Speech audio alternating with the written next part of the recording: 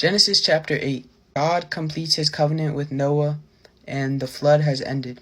One thing that was confusing to me about Genesis chapter 7 was God said, I will flood the earth for 40 days and 40 nights. But then, verse 24, the last verse of chapter 7, and the waters prevailed on the earth 150 days. Until I read chapter 8, I didn't realize that it was only raining for 40 days and 40 nights, but the waters didn't start to decrease until 150 days had been reached. After the 150 days, the water started to decrease, and then, after a year, the flood was over. Verse 1. Then God remembered Noah and every living thing and all the animals that were with him in the ark. And God made a wind to pass over the earth, and the waters subdued. This is when God stopped the waters from raining down on earth. Verse 3. At the end of the 150 days, the waters decreased. So it came to pass at the end of 40 days that Noah opened the window of the ark which he had made. Then he sent out a raven, which kept going to and fro until the waters had dried up from the earth. He also sent out from himself a dove to see if the waters had receded from the face of the ground. But the dove found no resting place for the sole of her foot, and she returned into the ark to him.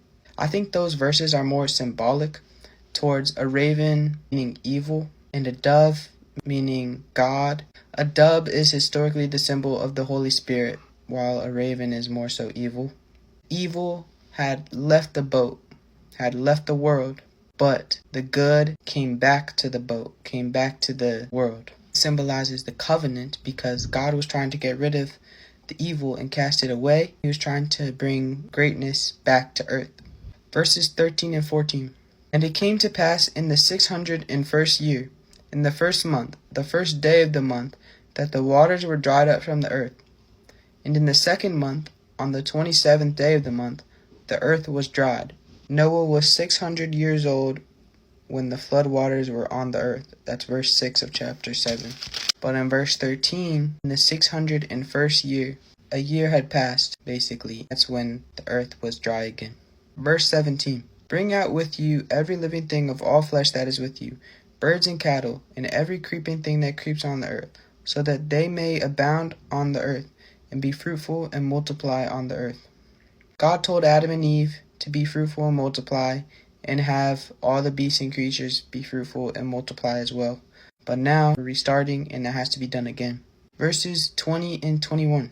Then Noah built an altar to the Lord, and took of every clean animal and of every clean bird, and offered burnt offerings on the altar. And the Lord smelled a soothing aroma.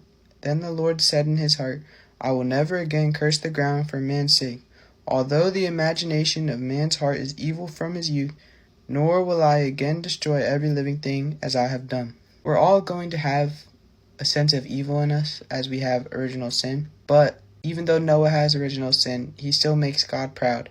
There's a reason he was chosen to carry out God's covenant and to reset the earth. He makes God proud. Even though we aren't perfect, we should try our hardest to make God proud. That's it. Thank you for watching.